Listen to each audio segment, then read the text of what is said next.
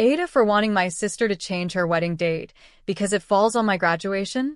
For context, my sister is getting married next year on May 17th. The big problem is that I just found out my graduation is that exact same day. My school usually holds graduations during the first week of May, so this took me completely by surprise. The academic calendar was just updated a few days ago when they emailed us our schedules. I am 16 years old. I am graduating early to start college. I don't have my own car, and I only have a driving permit, so I can't even get around on my own. When I found out, I told my parents, and they asked me to talk to my sister.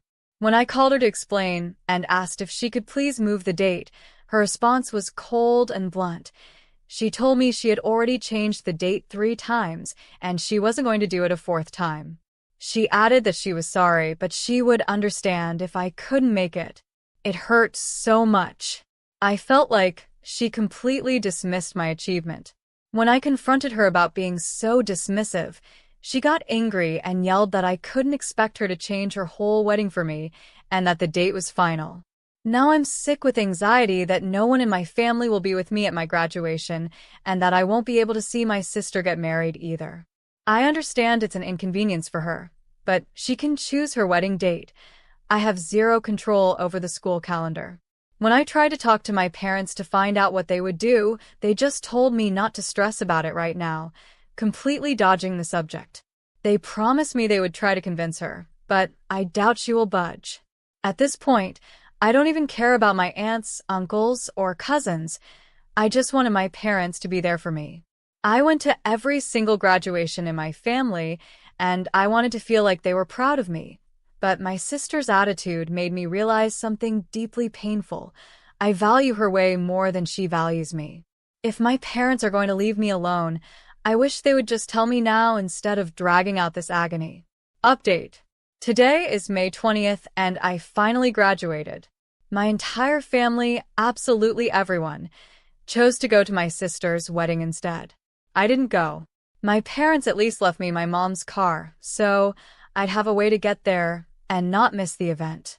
I graduated in the top 5 of my class, but I have never felt so damn alone in my life. When my name was called to go up on stage, a few isolated claps scattered through the crowd. There were no cheers, no yelling, no air horns, and no big family celebration like the other kids had. The silence that surrounded me was deafening and embarrassing.